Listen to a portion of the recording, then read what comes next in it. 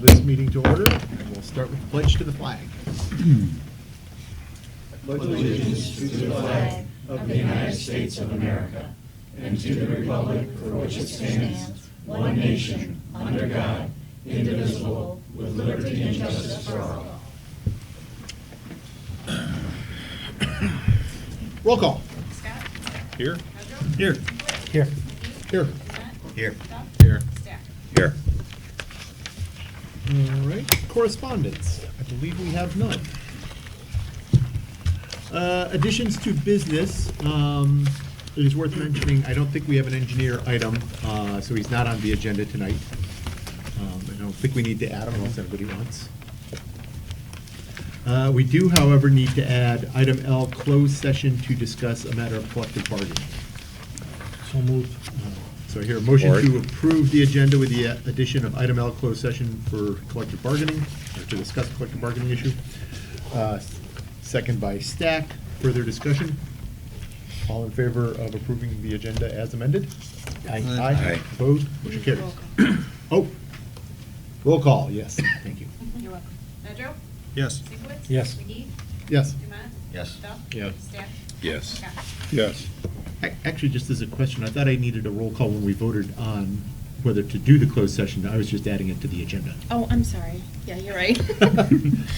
Hey, I'm score catching one you for ahead, me over though. the attorney. Okay. Makes the lifetime Smarter career than about me. We're gonna deduct 3 minutes 27,000 off. to 1, We're but. gonna 3 minutes off your Always on a roll. estimate for Always this. on a roll.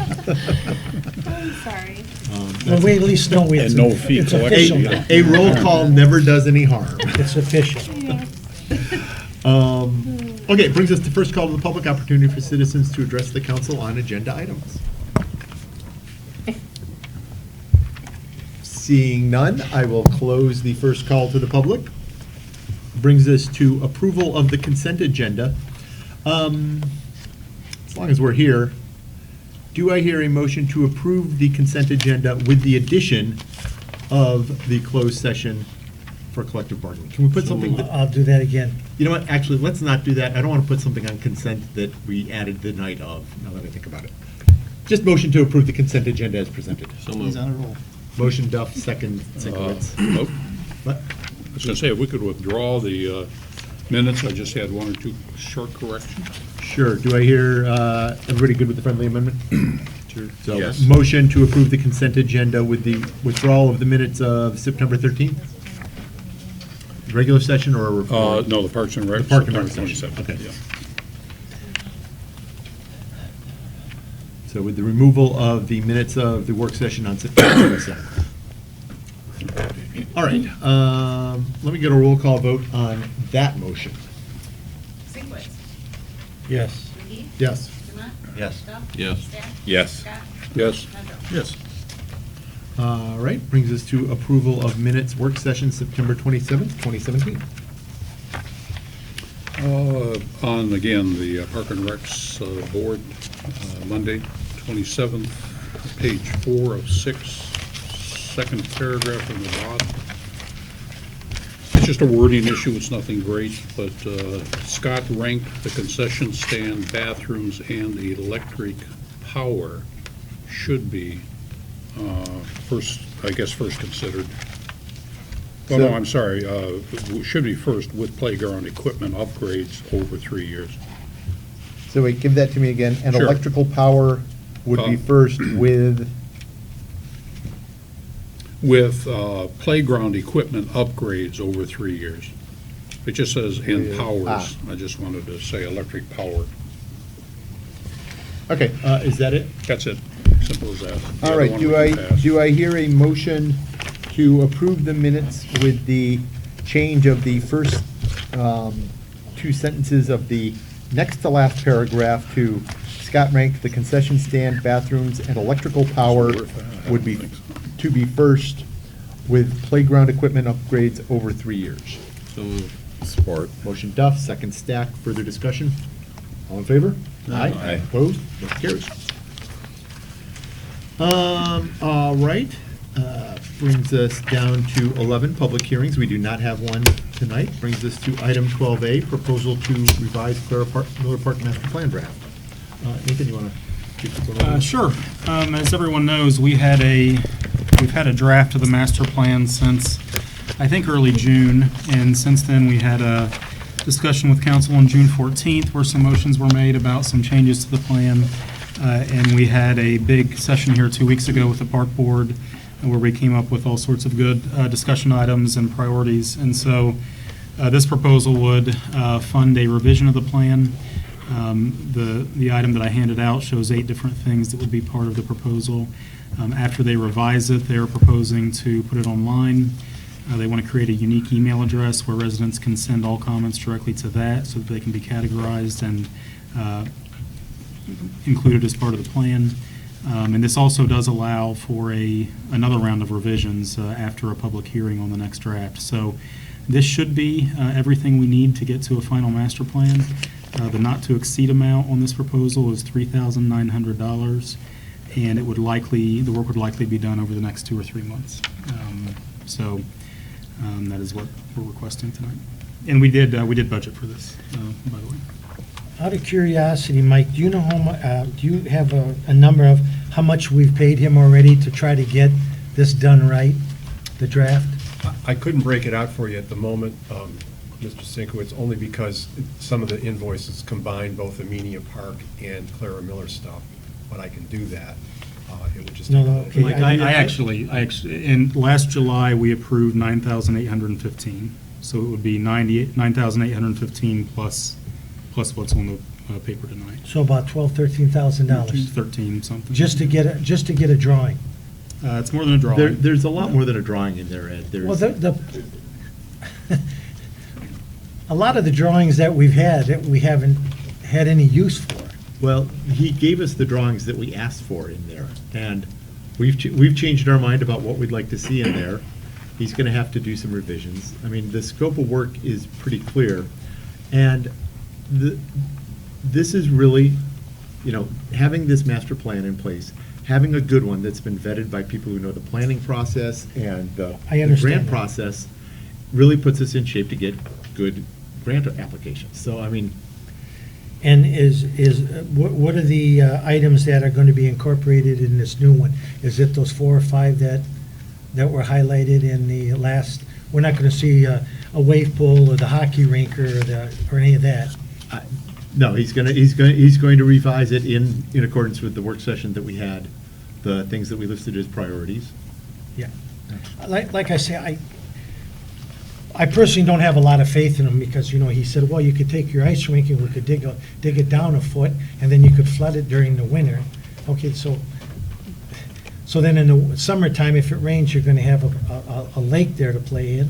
And in the wintertime, somebody's gotta shovel it. Who's gonna finish off their rink? I mean, some of the stuff he put in that first one was just like, a dream, but I've said enough. We'll just take a vote on it. All right. Do I hear a motion to approve the revised scope of work for the Clara Miller Park Master Plan revision with cost not to exceed $3,900? So moved. Support. Motion Scott, second Stack. Further discussion? Roll call vote. McGee. Yes. Dumont. Yes. Duff. Yes. Stack. Yes. Scott. Yes. Nedrow. Yes. Sinkowitz. No. All right. Thank you, council. Motion passes.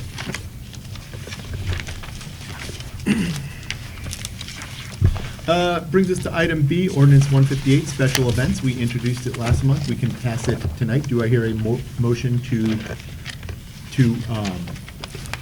approve the ordinance as presented? So moved. Motion Dumont, second Stack, to approve to adopt the ordinance as presented. Further discussion? I had one question, Mr. President. I read this and maybe I missed it, but if there's a function, whatever it might be, and we're going to have vendors come in, do we have the ability to say, you 4 can come in, but you 4 can't? Or we only want this type of vendor or that type of vendor? I think we can do that anytime if there's an event that we control, we can always say that. Okay. Thank you. You actually have more opportunity for that with this ordinance because there's an administrative process to go through to get a permit, so. Okay, good. Further discussion? I'll make a motion to accept. Already got the Oh, motion. so that's right. We're good. We were in discussion. Yep. Roll call vote? Dumont? Yes. Duff? Yes. Stack? Yes. Scott? Yes. Medrow? Yes. Sinkwitz? Yes. McGee? Yes. All right, thank you. Item C, introduction of ordinance 46A2, clearing up the language around peddlers and solicitors. It's a bit of a follow-on to the previous one. Tonight, we would be introducing it, and then we can pass it. Motion to introduce as presented. Motion Stack, second Dumont. Further discussion? Roll call vote? Duff? Yes. Stack? Yes. Scott? Yes. Medrow? Yes. Sinkwitz? Yes. McGee? Yes. Dumont? Yes. Motion carries. Item D, request to extend DPW seasonal position to November 30th.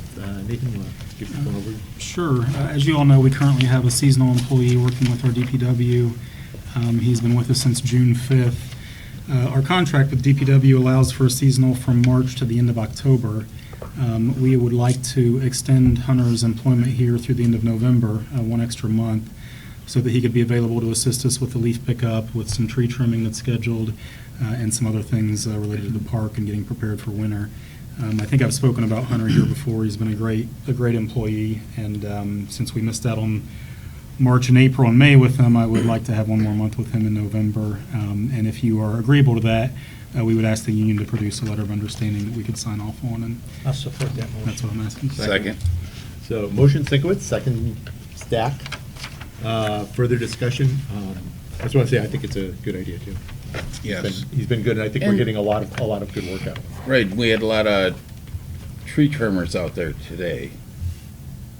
I noticed that, or Around the yesterday. utility poles, Yeah. yeah, I saw that. I wasn't aware of that until I drove down the road. I'd like to just make a remark on his comment. I know I brought this up to Sharon, and I brought this up to you, but when you come to the intersection of Glengarry and South Commerce and you head north by the school, I can reach and touch those electric lines, and they're that big. Now, I didn't touch them, but I know I could.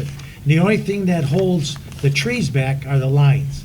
If you ever take a look at them, all these dead trees are leaning on the lines, the cables, the poles, and everything. And when they were cutting here along South Commerce, I stopped the guy and he says, "No, that's not on our to-do list." But I don't know if Walled Lake Central, as many kids that walk down there, should do something about that, or Commerce or Walled Lake, but we got to get somebody in to take care of that, because there's all those dead trees are just leaning flat on the wire. Why don't we see if our administrator can follow up with DTE? I did once about this, and I'll be happy to again.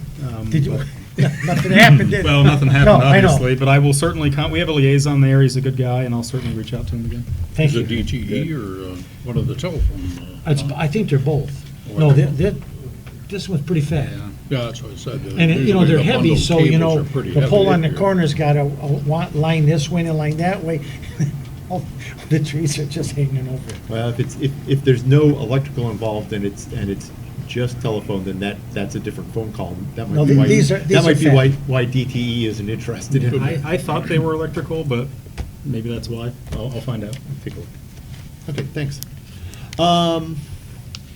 Any further discussion on extending to November? All right, let me get a roll call vote on that one, too. Stack? Yes. Scott? Yes. Medrow? Yes. Sinkwitz? Yes. McGee? Yes. Dumont? Yes. Duff? Yes. All right. Item E, recommendations from the Administrative Committee, motion to reschedule the planned October 25th work session to discuss charter amendments and have council select a new date for the meeting. And my apologies to everybody, this one's kind of on me. I got scheduled to a work trip out to California that week, so I'm not going to be around. Admin and I talked about That's where we're letting going. everybody proceed. Admin said they'd rather have me around. Foolish people, but there it is. And what's your suggestion? I think, let me see. We have, how about the third Wednesday in November? We don't have anything. Don't count on me. November 15th. Is that a holiday? Oh, dear. In Michigan. Yeah. Dear, exactly. Deer hunting. Oh, dear. Okay, that was a bad idea. I was not thinking that one through. Anti-hunters, they always come up. Not anti-hunter, just Not a hunter. just not these days. It's a holiday too. Yeah, yeah, absolutely. Deer season. How's January? Duck filming now? Is duck open? Um, Probably. well, like November 2nd or 3rd. Well, not the 3rd, that's a Friday. How about November 2nd? Thursday, November 2nd? What? What about coming in earlier before your regular meeting? I'm good with that. That sounds even better. This one's my fault, so if it's Fine. good with council to do that, A 6 o'clock on the 8th, and Yep. a 7 o'clock regular meeting? yeah, I think that should be plenty of time. Okay. Good suggestion. See, that was She's making hot up from tonight. my last. Really on top of it. Well, the score is now evened up between the attorney and the president. And she'll soon be running up the score again. Okay, do I hear a motion to schedule a work session to discuss charter amendments for November 8th at 6 PM? So moved. Support. Motion Duff, second Stack. Further discussion? Do we have a list of what they are? Yeah, we'll have that for everybody. Okay. It's a pretty straightforward number. I think we expect to have some wording and phrasing too, where we'll, there are a couple things that council needs to talk about to make a decision on what's gonna be where, but, we should have it lined up. And I might add, if you, over the next few weeks, want to take a look at the charter, and if you have any ideas that we maybe haven't come up with yet, that would be great. I think we've gone through it pretty thoroughly, but certainly everything's on the table at this point, so. If you have any ideas between now and November 8th, let me know, and I'll get in touch with Jennifer and get something drafted.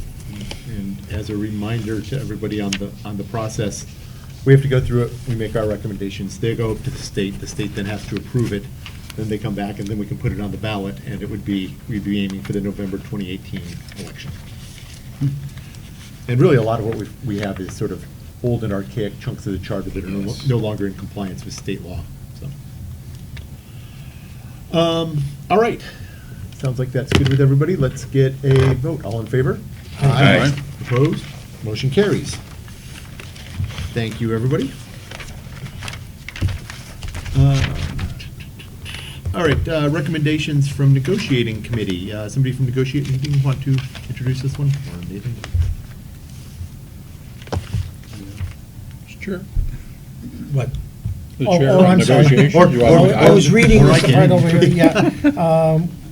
The negotiation meeting on September 26th made the recommendation,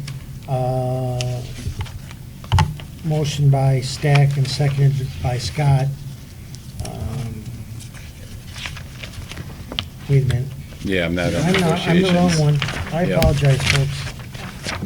The other one. Sorry, Ed, I didn't mean to take you by surprise there. Where the heck It's is it? 12 F. Under F. There we go. On the 27th, we had a meeting, and at that meeting, we discussed a 3% wage increase for the office staff, and it carried unanimously. All right, do I hear a motion for a 3% wage adjustment for the administrative assistant staff members? Motion Demott, second Duff. Further discussion, I would like to add that I think it's well-earned, and they do a fine job up there. Any further discussion? And just to be clear, that was a budgeted item, so. Yes. And Mr. President, not only that, but it's retroactive, presumably to July 1. July 1. Mhm. So make sure that is, so the motion is 3% retroactive to July 1st, just to be clear to everybody. Any further discussion? Roll call vote. Scott? Yes. Medrow? Yes. Sinkowitz? Yes. McGee? Yes. Demott? Yes. Duff? Yes. Stack? Yes. Motion carries. All right, select a date for the 2017 Appreciation Dinner. We have 3 potential dates, 2 of them the first week of December, the Tuesday and the Thursday, December 5th and December 7th, and Tuesday, December 12th. My own 2 cents was that the 12th is the night before our council meeting, so that might be putting 2 items right in a row, but it's really when people can be available and what's good with folks. Are there any nights amongst those that somebody can't be? I personally like the idea of that first week because you're far enough away from the holidays. Yeah. And, you don't get into people that are still working, might have, events that they want to attend during the holidays and travels. Yeah. I agree with that. Was CYA the choice? Well, I was just basically replicating what we did last year. Okay. Obviously, that can be up for discussion, too. I did reach just out was to curious them. if anybody else was. The room was a good size, and I think Yeah. they did a good job by us, but Okay. it's all up for Yeah, discussion. whatever, I think that first week, whatever, it don't matter to me. I think they've been good. I like doing it in a place in the village, and they've got a good space for it, so. Yeah. I would prefer the Thursday than a Tuesday, but All right, do I hear a motion to set the date for the appreciation dinner as Thursday, December 7th, with Tuesday, December 5th as a backup date in case the Thursday can't be worked out? sure, I'll make that Support. motion. Motion Sinkowitz, second Stack. Further discussion? All in favor? Aye. Opposed? Motion carries.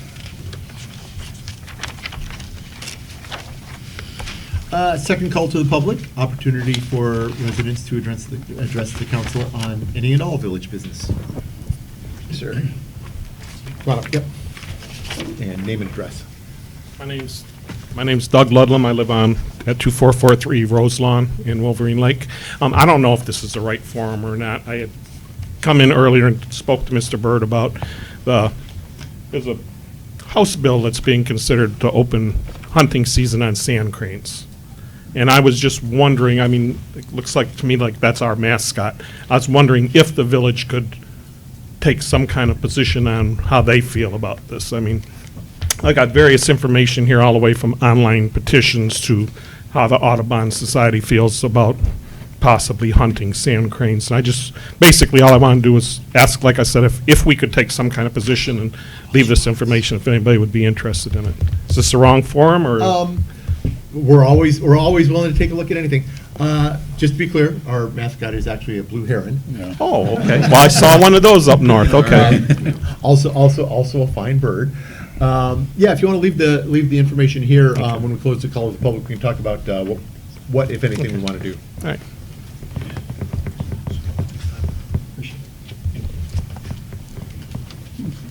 All right, anybody else second call to the public? Seeing none, I'll close the second call. In terms of the bill, we've got some information here. I think the administrator has, because they had that discussion, might have collected up a little bit more. Maybe we can have him just, collect up some information, distribute it to us one way or the other. In general, my feeling about stepping into state issues is usually, I like to step carefully. It is a bit of a waterfowl issue, which we've stepped into before. Waterfowl issues. To be honest, I have no preferences one way or the other on sandhill crane huntings. I like them. They're beautiful birds. But my preference is always that they're managed through the DNR according to wildlife principles and populations and the like, and not through random legislation. But that's my own pet peeve, and I don't know that it's a good village issue. So, council's I think being an avid waterfowl hunter, the problem comes in is that some of these species that don't have predators naturally anymore are getting out of hand. Believe it or not, Canadian geese were protected in the 1920s. And Ed, I totally agree, and that's why I think it should be a matter of wildlife management. Yeah, they're obviously, those places that you can hunt them are few and far between now. They're usually places that the state picks where they can dwindle the herd down. You're talking about sandhill cranes? Just, Yeah. Are they endangered? No. They're Okay. in Texas, No, correct? Is there no, a the- southern bird? The whooping crane is the endangered crane. Oh, okay. Sandhill cranes are, I have no, I Numerous, have huh? no idea what their They're- state population they're is very right now. prevalent. I've noticed quite a few of them around More here the last prevalent. couple of years. I think they're considered a nuisance. They are. bird. They're actually on the, what do you call it? There's a list of birds that are invasive, I guess you can call them almost. Yeah. Feral? In other words, Not they've feral, introduced to. but invasive. They Okay. destroy other birds' habitat. Got it. Well, that would be aggressive. I think they're a Yeah, native they're bird, big though, and aren't they're they? aggressive. I don't know. Again, they're on a list in terms of that. It's something with bufflehead ducks. They destroy those nests. Something, I don't know. Well, I like the. Speak again, or am I done? Look, We're not gonna let's do have a little anything. more We're not gonna conversation do here. anything till we get some more information, so Yeah, let's just leave it at that. let's collect up some more information from the administrator, and if you've got more to bring, let's do it, and then we can figure out. According to what I gave him, it's more about the corn farmers. They're worried about their corn getting eaten on the ground. That's basically the main complaint of why they want to thin them out. Okay. Okay. Well, let's collect up some information, we can bring it back, and then I think when we have all the information before us, we can decide if, there's not a lot realistically that we can do, but we could pass a resolution for or against. Okay, I think that's what we've got there.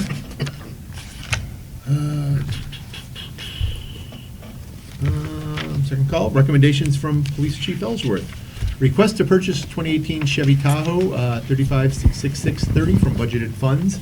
And I know you know the first question I'm going to ask is two-wheel drive? Yeah, again, it comes down to fiscal responsibility. We currently have two four-wheel drives and an all-wheel drive vehicle. Looking at the price differences as it stands now, it's spread a little bit more. It's almost going to be about $5,000.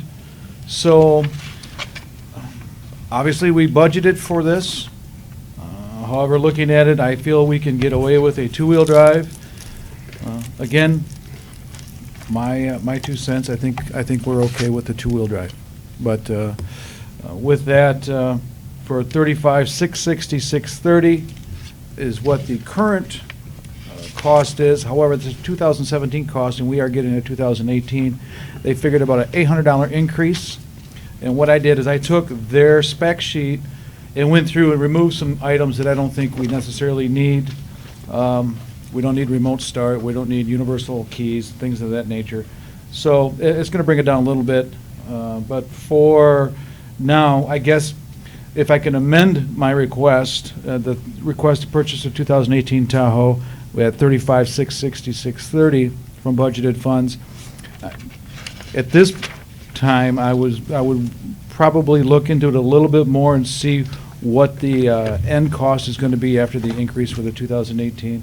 I would request to release the funds for the purchase of the vehicle that we budgeted with the equipment of $50,000. I believe that was the budgeted number, Mike? Yes, sir. So I would ask, obviously, I wouldn't make any purchase without the administrator's approval, and I would take everything to him. But it's sometimes they're a little more willing to work with you a little quicker if you can make that decision, and I think we should do that going forward. So what we would then really have is a motion to approve the purchase of a vehicle within budgeted funds with the approval of the administrator. So moved. Second. So motion Sinkowitz, second Duff. Discussion, yeah.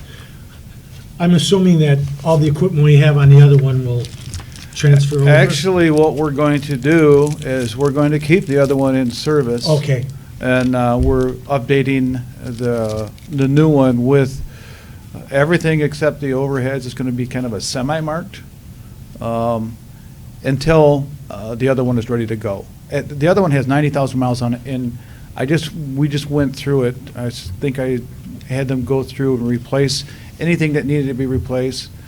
I've got maybe $1,500 of repairs over its lifetime. It's got Wow. 90,000 miles on it, and they said it's going to last another 30 to 60,000 miles. good. So my idea was to keep this one as a semi-marked. When we do end up pulling that off the road, we'll take the equipment off, Yep. put it on this one, But meanwhile, we're trying something a little bit different too. With this price, it also includes the interior rear partition, the front partition, and some of the lights. I did not get a push bar on this one. I don't think I necessarily need one on this one. It's going to be limited use. It's not going to be for general patrol, except during the daytime. And the reason for that is we have 3 fully functional police vehicles, and I'd like to keep that in service. We can use that as the court vehicle, my vehicle to get around during the day, and I still, like I say, I still go out and write tickets, believe it or not, and I like to be able to use that to go back to training, et cetera. That's a good idea. It sounds like a So good I think plan. eventually it's going to work to our benefit. Okay, so I think that probably answers what my concern would have been too, which is if we get one with 2 and we've got, everything else has 4, the 2-wheel drive sits there from, November to March. No, it's going to be, But it's it going to be sounds used. And remember, folks, we live in the village of Wolverine Lake where we have one of the best DPWs. We don't see a lot of that problem. And during the storms, when we're out, they're out. So realistically, if it got bad, we have 3 other vehicles to fall back on. So, Okay.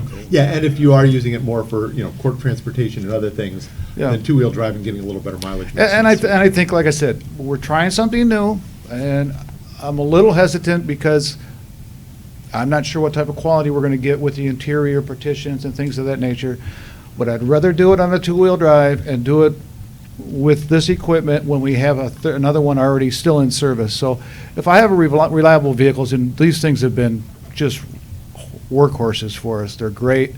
We haven't had any, I think we've replaced tires and brakes, and that's it. That's it. So I'm very pleased with them. I think we're doing well with those. I'd like to stick with them. But I think we can drop back to a 2-wheel drive. Okay. Further discussion? Let's get a roll call vote.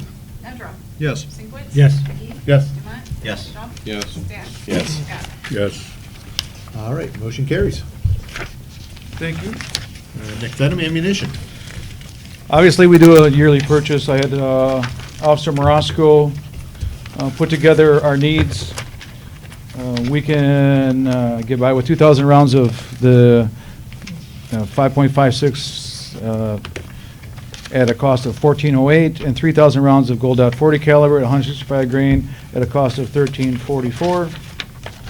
I just think it's a good idea to, this is our yearly purchase for our ammunition, for our training, so. All right, do I hear a motion to purchase the ammunition as Second. presented? Motion Stack, second Dumont. Further discussion? Roll call vote. Sinkwitz. Yes. McGee. Yes. Demott. Yes. Trump. Yes. Staff. Yes. Scott. Yes. Nedrow. Yes. Motion carries. Thank you. Item 3, update on the sergeant position. As you know, we had 2 officers that were vying for a sergeant's position that we had set underway back in January. We had some staff meetings. We had meetings with you. This is the direction we wanted to go. After all of the training, everything was posted. The written exam was done. The oral exams were done. Both the officers received the highest amount of seniority points. So it's basically what it came down to was the end results of the testing.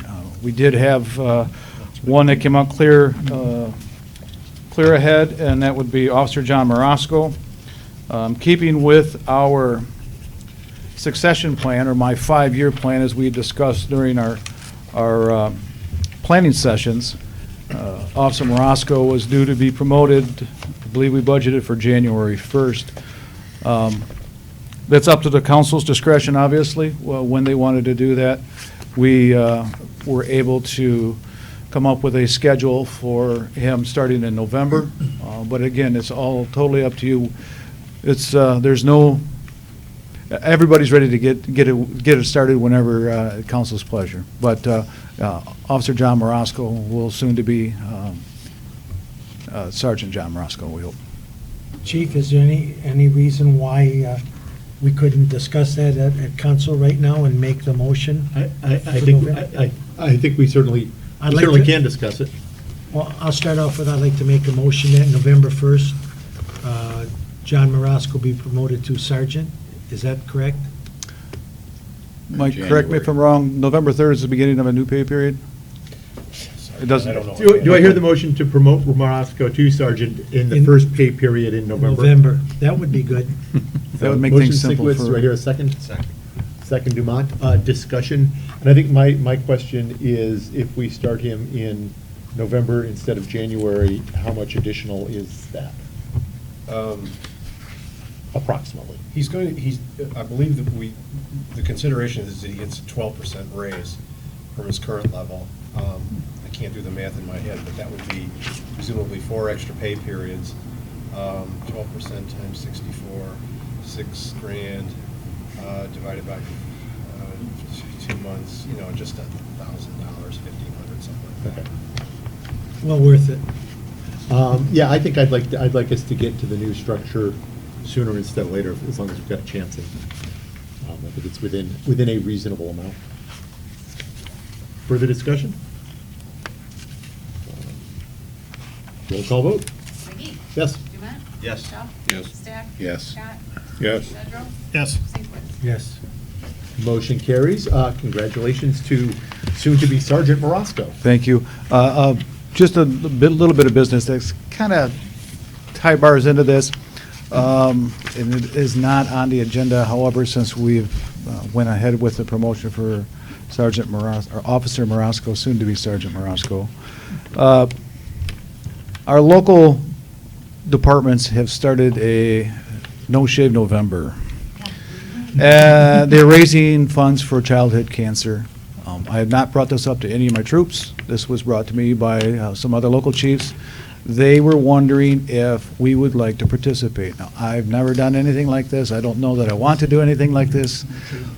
That being said, if we did that, I would ask that we put off the ceremonial swearing in for Officer Marosco until December. I do not want a bunch of ruffians running around here. But I also wanted your feedback on your thoughts on whether or not it would be appropriate for my department to take, our How long is department to this take. For a month, 30 days. It's like a national movement. Yeah, it's. Well, the hockey players can do it. Each, Baseball- Yeah. well, Fine with also, that. we understand that we're also the face of the village, and, they would have to be well-trimmed and not shaggy, as it were. No Fu Manchu. I am leery of this, however, the other departments are doing it, and I know Milford, actually, one of their officers, their lieutenant called me and said, John, are you going to get on board this year? Because Orchard Lake and Wixom and some of the other departments did it last year. I'm not a big fan of facial hair, however, the officers are willing to, or the other officers, at least from the departments, are willing to cough up $50 of their hard-earned money that goes to childhood cancer. So far, these departments have raised a very impressive $20,000.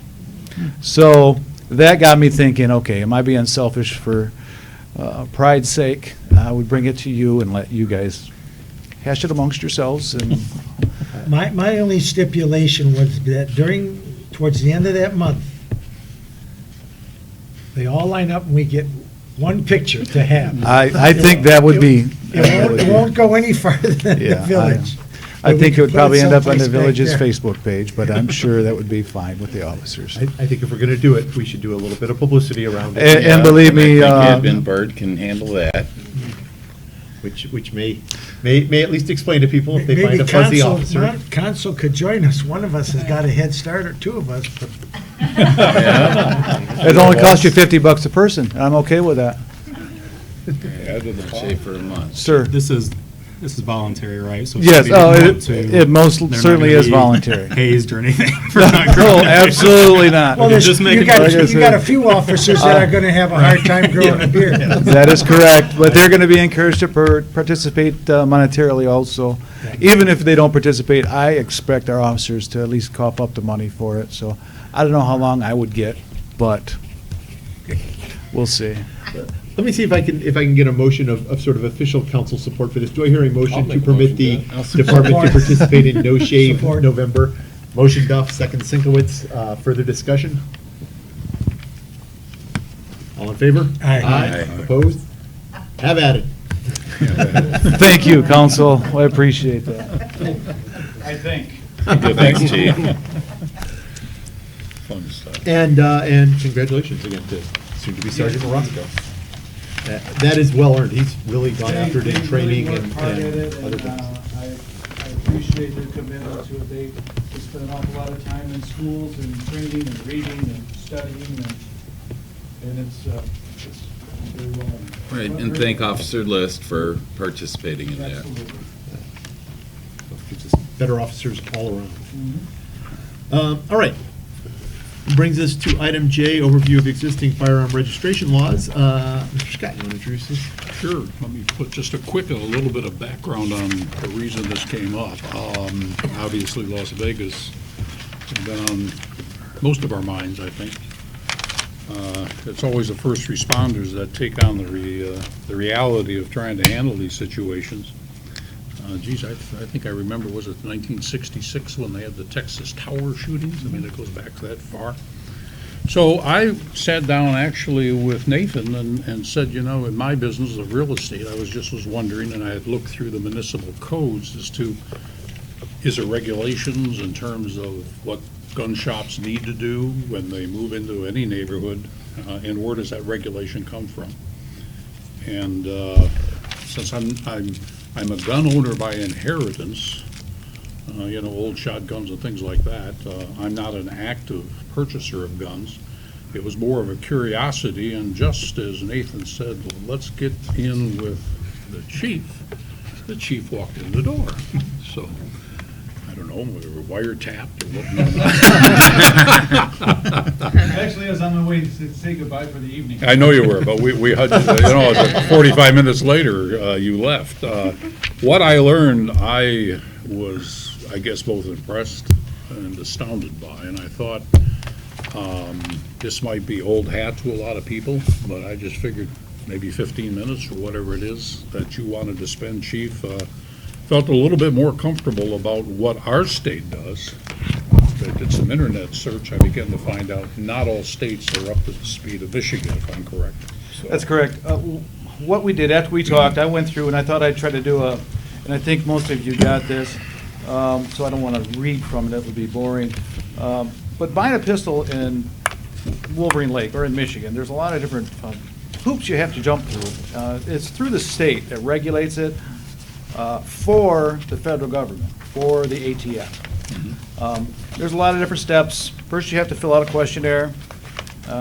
If you have a concealed license permit, for example, you do not have to do these steps. But for those of us that don't have a CPL, you go into your local police department, you fill out a questionnaire, they give it to the chief or his designated person, they do a background check. They do a quick background check. What they check for are, you know, it's really what we're looking to see if you're mentally stable or have any restraining orders, any criminal histories or convictions for felonies or domestic violence. Now, once you've passed that, and like I say, it's really non-intrusive. It's not like you have to give your mother's maiden name and things like this. It's just a simple, simple sworn statement. We fill out a purchase permit. We give it to them. They have 30 days to use it. If they don't use it, they must return it. If you are buying from a federally licensed firearms dealer, FFL, you do not even have to come in and get this. They do that there. They do a background through NICS, which is the National Center. I don't even know all the different acronyms that they have. It's a federal government agency that looks up criminal histories, et cetera, see if there's anything for that. Once you've attained that, you have 30 days to come back and turn in the information. They both come in three parts. As you can see, I think I included the different forms on here. I didn't do them on mine, but I think I included them on yours. The RI-60 is the three-part pistol sales record. The seller gets one, the buyer gets one, and the other one is a registry copy or the Michigan State Police copy. You drop that at your local police department. We enter it in the computer and then send the final sheet of paper on to the Michigan State Police. The Michigan State Police then verifies all the information, checks other states and NCIC to make sure that the gun isn't stolen from another state. They forward it on to the ATF. Now, Michigan State Police is the holder, the record of holder for our records, our pistol sales records and things of that nature. Buying a long gun, there's a certain requirements, but it's a lot less restrictive. You must be 18 years old to buy it from a private seller, 18 years old to buy it from a federal firearms licensed dealer. Non-residents may also purchase a long gun in Michigan, and Michigan residents can purchase a long gun in other states. That's not true with pistols, however. In order to bring a pistol in the state of Michigan, you're supposed to go through a federally licensed firearms dealer. If you purchase a pistol in another state, they can ship it to a licensed dealer here. There's usually like a $15 fee. Then you just go there, fill out your purchase permit from here. Doesn't cost you anything else other than that because you've already paid for the pistol. You just pick it up. So that's how you can purchase a pistol in another state, but you can't bring it across state lines. And they track multiple purchases, correct? I mean, that's one thing. Oh, certainly, yeah. Every purchase that's done in the state, there's a certain level that triggers ATF's curiosity, and sometimes they might call and say, what do you know about this person? Or, do you know anything about this? We had a former council member that inherited an awful lot of weapons. We sat down one afternoon and went through 13 or 14 permits, entered them all into their name. They left. In Michigan, you no longer have to do a pistol inspection. Years ago, when you bought a pistol, you had to bring it to us to make sure that it was safe. That was an awful lot of liability on the police departments. Who are we to say if it's safe or not? So they've actually, when they redid the law in 2012, they removed that obligation on the police department. They figure if you're purchasing the pistol, you know whether or not it's safe. So they removed that requirement. Other than that, like I said, I think I pretty much spelled it all out in here. If you guys have any questions, I'm more than willing to answer them. I don't want to start a gun debate. That's not what I'm here for. I'm here to give you guys information and answers that you may have. I did come across an article today, and I shared with Mr. Berg regarding a Ninth Federal Circuit Appeals Court ruling that, I don't know if you were familiar with this, about they can restrict, they said counties can restrict where certain gun dealers can open for business. And it does not restrict their Second Amendment rights. It has to do with, just like we do here with planning. It's the same principle. They don't want them in a residential area, for example. They don't want them, they have them restricted by, you can't be within 500 feet of a school, similar to a liquor law violation. There can't be more than one within 500 feet, for example. These are all planning and that type of restrictions. They're not restricting your right to purchase one. It's the business of selling one. So I see that's going to flip-flop back and forth for years to come. Probably, it's going to linger in the courts, but that being said, if you have any questions, I'll be more than happy to answer them. If you feel more comfortable contacting me one-on-one, that's fine too. So, Just another comment, though, is that, as you well know, that the laws in Michigan for concealed weapons are not the same in every state. So if you go from state to state carrying, you better beware of what's going on. how do I?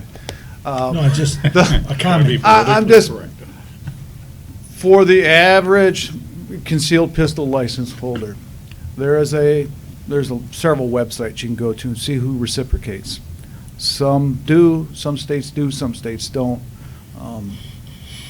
Obviously, Washington, D.C. is still one that kind of is fighting all that. But then again, there are a lot of different states, and obviously Canada, even law enforcement can't carry in Canada. So there's a lot of different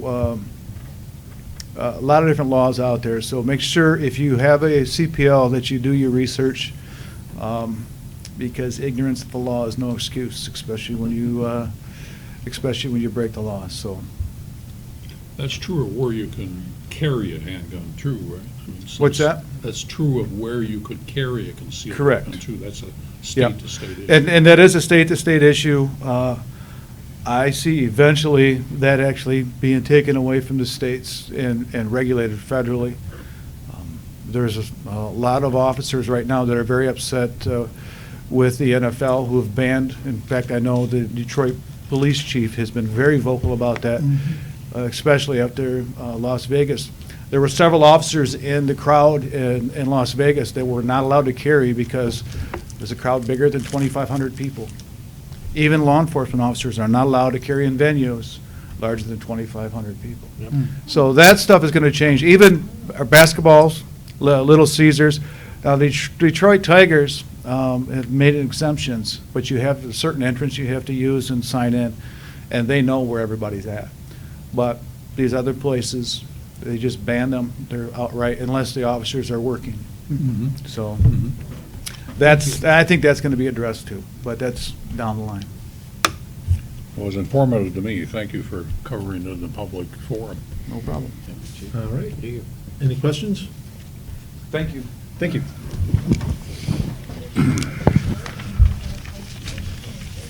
All right, set topics for the October 25th work session. Having moved our charter discussion to November, do I hear a motion to cancel the October 25th? I'll make that work session? motion.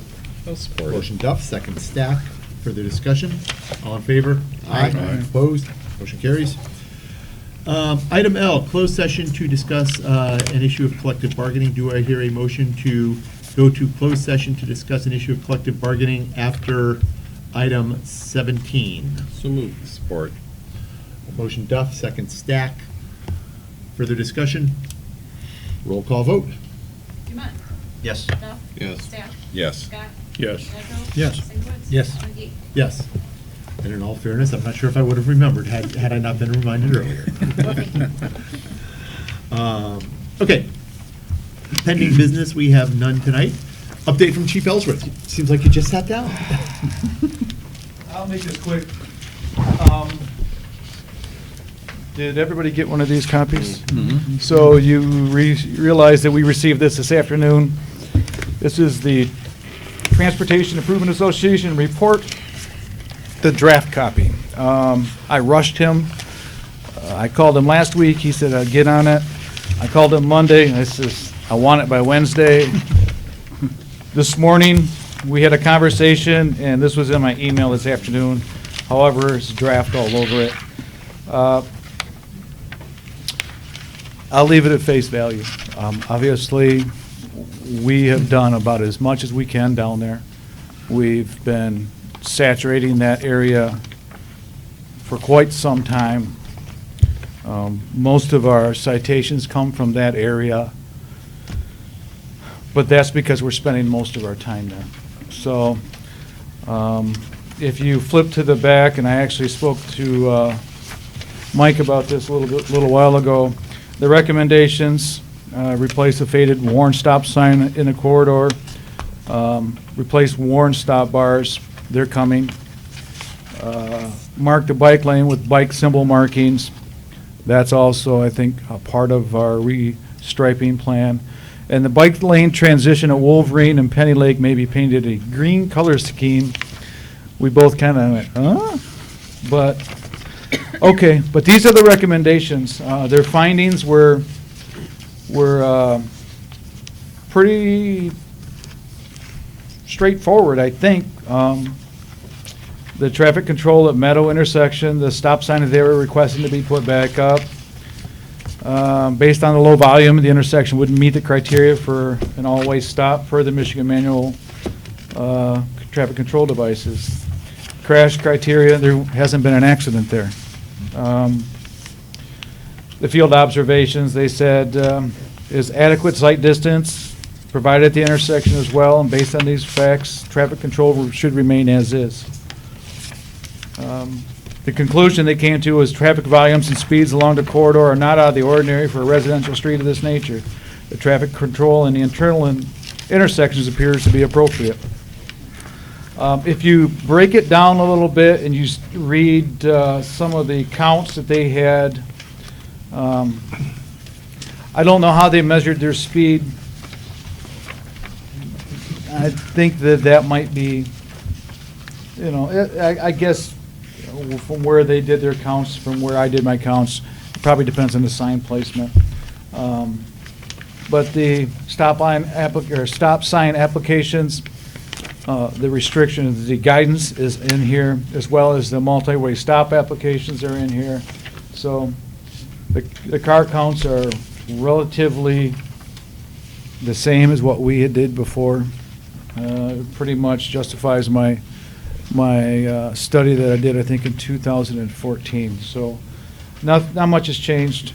I did find interesting that there was one multi-unit truck, trucks being 0.05% of, 0.5% of traffic, 0.05% of the traffic. So the passenger type vehicles accounted for 95%, and the bus and single unit trucks accounted for 4 to 4.5%. So less than a half percentage were any type of major trucks. And sometimes those are local deliveries with all the building going on. So I really can't say there's a lot of through truck traffic. I think we eliminated that earlier in the summer. But I am going to, I've reached out to the neighborhood, and we're trying to get something together where I can go and make a presentation to them, hear the concerns, and email them a copy of the report so they have it and review it, and we'll kind of go from there. I think we've done our due diligence, and it basically reiterates what I said earlier, is I don't really think that there's necessarily a problem. We can continue our enforcement efforts. However, I don't think there's going to be much change. So as a general question, where it says we can, mark or remark or paint green the bike lane. Mm-hmm. Right now, we have the bike lane that goes from South Commerce up to the corner of Mm-hmm. Penny Lake and Wolverine Drive. I know one of the benefits that we at least think we've seen from having bike lanes in a few places is it makes the road appear narrower and it makes traffic tend to slow. Mm-hmm. Would it potentially be possible to extend a bike lane through there or along Dunreath and paint it along that road, which might also offer a little bit of protection to pedestrians? And you don't necessarily have to answer that here, because you just got this, we just got it, our engineer is there. He may have Part of thoughts. I think that's something I would have to discuss with the engineer, whether some of that is even going to be allowed because of the width of the road. I think what they were talking about is the bike lane transition at Wolverine and Penny Lake may be painted green in color scheme, just to differentiate. just that little cross. Just that little cross area, just so people don't think it's an elongated stop bar, for example. We want to make sure that they understand that that is an actual cross. Mr. Powell, would you have anything to add to that? I think I'd like to evaluate the study a little bit more first. Yep. Okay. Okay, I mean, if there are reasonable options we can take that will help to keep traffic down or traffic away from pedestrians, I'd like to make sure we look at them. And I'm all for that. I think we've came to that conclusion a while back. We were looking at any and all options. But now I think we've got the results of the study, at least the preliminary results. And from an independent, a professional that does this on a regular basis, but basically mimics from 2014.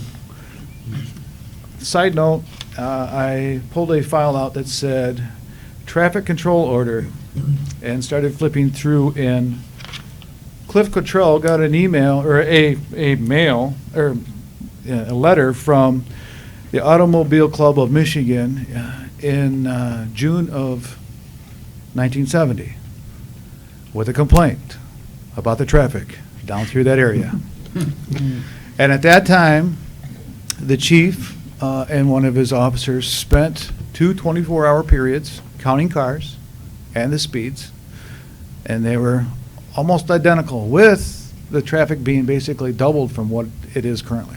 There was 2,000 cars at the time that went through there in a 24-hour period. So I thought that was rather interesting when I was going through that. But there's several different studies throughout that, and I think Chief Davis actually had those stop signs put up back in the 80s for the Sunset and Meadow. And so there's a lot of history back through there. And as noted, we are bound by Michigan state law here. Yes, indeed. Chief, can I ask you a question? Sure. I became one of those traffic numbers once or twice at night. As I travel through Michigan and through a lot of subdivisions now, I'm seeing more and more use of that same pole reflective strip. Is that a place for that? I know as you approach those stop signs, that pole disappears. Would it make a lot, I mean, just to give the neighbors a feeling that there's something going on? and- Well, you most certainly can do that. I mean, you can do that. We did that along the poles along the curve there on South Commerce to kind of delineate between the bike path and the roadway. Because a lot of people, if you notice, when we first put that up there, people thought, that's a right turn lane That's or a right. go-around lane. Go And- around it, yeah. And they took out a couple of our no parking signs. So we did put up those strips along through there, and there are a couple in uses other places that I've seen. I mean, we can certainly look at that. That's I'm certainly not objecting to anything like that. I think it might be worthwhile. Yeah, I know you see the pole before you see the stop sign normally. Yes, I you mean, do. And see that, the but see, red- that's also, it can be a distraction too. People don't realize that, when you come around that corner and the reflectivity of that stop sign is stop, Mhm. that's what you look at, it's a stop sign. And you start putting other distractions out there, you don't want to, hey, that's a neat-looking pole. Well, it contains a stop sign, but Yeah. they might not pay attention to that. But so. you are replacing the signs, right? We are, I think we're almost to the complete, to the signs, the stop signs and yield signs and turn signs and things of that nature. I think we're close to being compliant now with the federal government, the federal laws, so. Just a suggestion. All right, any other questions for the chief? All right, thank you. Thank you. Update from the treasurer. Nothing here, Mr. President. Update from the administrator. Just a couple quick things. Just a reminder that the packing party for the troops is Saturday. Anybody who wants information on that can find it on our website. It's a great event. We are also going to have a SAD meeting here on October 30th for Special Assessment District. Engineer Powell will be here that night. Treasurer Conduct will share some information. That's for anybody who has an interest in learning more information about connecting to a sanitary sewer system and the payoff options that are available through a special assessment. So that'll be in this room October 30th at 7 o'clock. There's also information on the front page of our website about that. And then lastly, And sorry. that's essentially a sign-up SAD, so anybody who's anywhere served by sewers, if they're thinking either about hooking up now or think they may need to at some point in the reasonably near future, the next few years, this would be a good opportunity for them to be able to finance it under municipal bonding. And then the last thing I had, obviously we had a lot of rain today and the lake level rose pretty dramatically. But we did start the lake level drawdown today in response to what happened. After some guidance from the water board, we've been trying to delay that a little bit because of the good weather we've experienced lately. But it has started today, and Andy's going to make sure that we're at the target level on December 1st. He does a good job of that. So just to let people know, you'll start to see the lake go down a little bit week by week. That's all I have. All right. Council comments? Tim? Let's go to closed session. No comment here. See everybody Saturday at the packing party. That's right. See you Saturday at the packing party, and God bless G. Mankowski.